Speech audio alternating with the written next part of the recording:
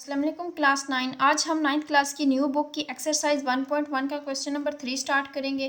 Question number 3 है हमारे पास, express the following as a rational number p over q and where p and q are integer and q not equal to 0। हमने हमारे पास ये जो question दिए हुए हैं, हमने इन्हें क्या करना है, एक्सप्रेस करना है रैशनल नंबर में। रैशनल नंबर कौन से होते हैं जिन्हें हम p ओवर q की फॉर्म में जो है राइट कर सकें और जिनका डिनोमिनेटर जो होता है वो नॉट इक्वल टू 0 हो। तो क्वेश्चन नंबर 1 है हमारे पास 0.4।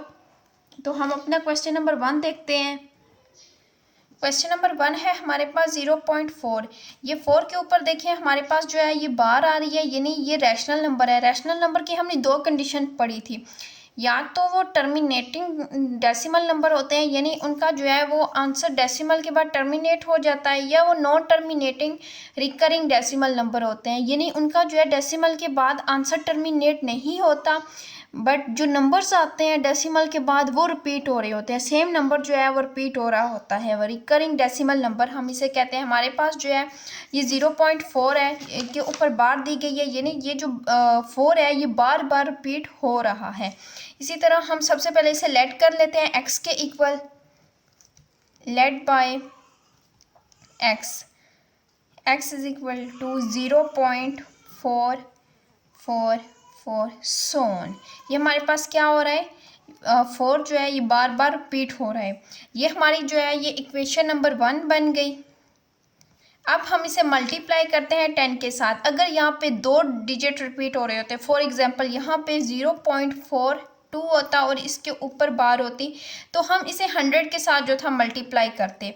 अब हम इसे 100 के साथ मल्टीप्लाई करते, मल्टीप्लाई बाई 0.42, हमारे पास 0.4 है, यानी डेसिमल के बाद एक ही डिजिट जो है, एक ही नंबर जो है ये रिपीट हो रहा है, तो हम इसे 10 के साथ जो है मल्टीप्लाई करेंगे।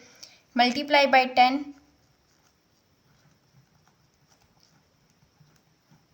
Multiply by 10 on both side, दोनों साइड पे जो है हम दोनों साइड पे 10 के साथ मल्टीप्लाई करेंगे। 10 multiply by x is equal to, अब 0.44 सोन मल्टीप्लाई बाई 10। ये हमारे पास क्या बन गया, 10x, 10 को x के साथ मल्टीप्लाई किया 10x, और ये हमारे पास अगर 0.44 को जो है 10 के साथ अगर हम 0.44 को जो है 10 के साथ मल्टीप्लाई करें तो हमारे पास आंसर 4.44 आ रहा है, 4.44 एंड सो ऑन। तो हम अब जो है सब्ट्रैक्ट करेंगे इनमें से, ये हमारे पास जो है इक्वेशन नंबर 2 बन गई। अब हम इनकी सब्ट्रैक्शन, दोनों इक्वेशन की जो है सब्ट्रैक्शन फाइंड करेंगे। तो हम इक्वेशन 2 में से जो है इक्वेशन नंबर 1 जो है इससे सब्ट्रैक्ट करेंगे। Equation subtracting by equation 1 to equation number 2। हमारे पास इक्वेशन 1 क्या है, हमारे पास इक्वेशन नंबर 1 कौन सी है, x इज इक्वल टू 0.44, और हमारे पास इक्वेशन नंबर 2 कौन सी है, 10x इज इक्वल टू 4.44। तो हम 10x में से माइनस करेंगे x को, इज इक्वल टू, अब इक्वेशन 2 4.44 में से माइनस करेंगे इक्वेशन 1, यानी 0.44। अगर हम 10x में से माइनस करें x को तो हमारे पास आया 9x, और अगर 4.4 में से माइनस करें 0.44 तो हमारे पास आंसर आया 4। यहाँ पे 9 जो है x के साथ मल्टीप्लाई हो रहा है, इस साइड पे इक्वल के इस साइड पे आके ये डिवाइड हो जाएगा, तो ये इसका आंसर है। ये हमारे पास किस फॉर्म में है, ये p ओवर q की फॉर्म में है, यानी हमने क्या करना था, हमने एक्सप्रेस करना था, किस में एक्सप्रेस करना था, रैशनल नंबर में एक्सप्रेस करना था। तो रैशनल नंबर कौन से होते हैं जिन्हें हम p ओवर q की फॉर्म में जो है राइट कर सकें। अब हम अपना क्वेश्चन नंबर 2 देखते हैं। क्वेश्चन नंबर 2 जो है वो 0.37 है। अब देखिए 37 के ऊपर जो है ये बार लगी हुई है, यानी ये रिकरिंग डेसिमल नंबर है। इसी तरह अब हम इसे सॉल्व करते हैं। सबसे पहले हम इसे x के इक्वल लेट कर लेते हैं, let by x is equal to 0.373737 so on.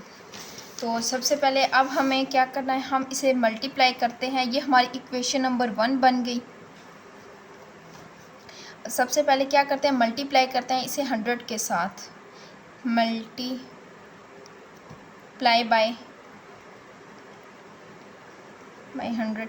जैसा कि हमने स्टडी किया था कि जितने डेसिमल के बाद जितने भी नंबर होंगे इतने के साथ हमने, जैसे कि हमने 0.4 किया था, 0.4 था रिकरिंग डेसिमल, हमारे पास 4 था, उस पर जो थी एक ही बार थी, तो हमने क्या किया था, उसे 10 के साथ मल्टीप्लाई किया था। ये डेसिमल के बाद जो है 2 नंबर रिपीट हो रहे हैं, तो हम इसे 100 के साथ मल्टीप्लाई करेंगे। Multiply by 100 on both side.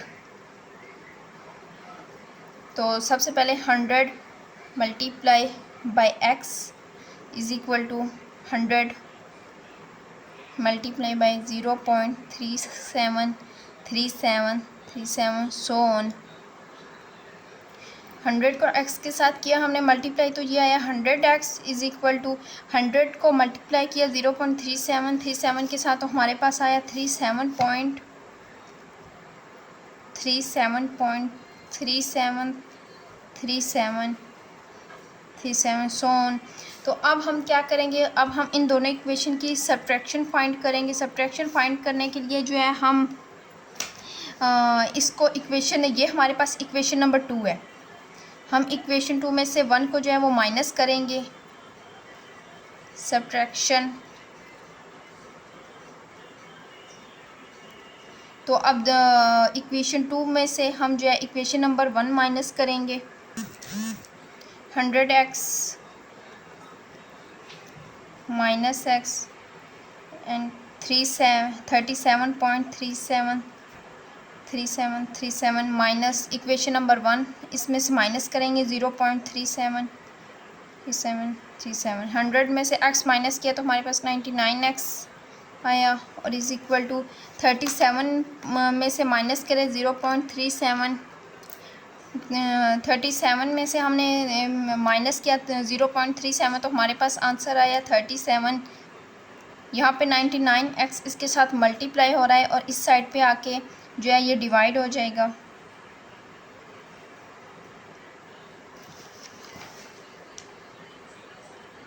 ये हमारा आंसर। बस क्वेश्चन नंबर 3 है 0.21।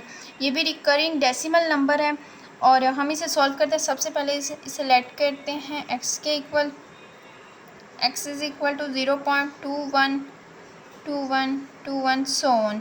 ये भी 21 जो है ये रिकरिंग डेसिमल नंबर है, ये भी बार बार रिपीट हो रहा है।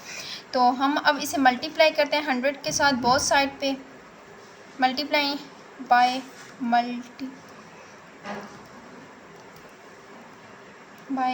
100 on both side।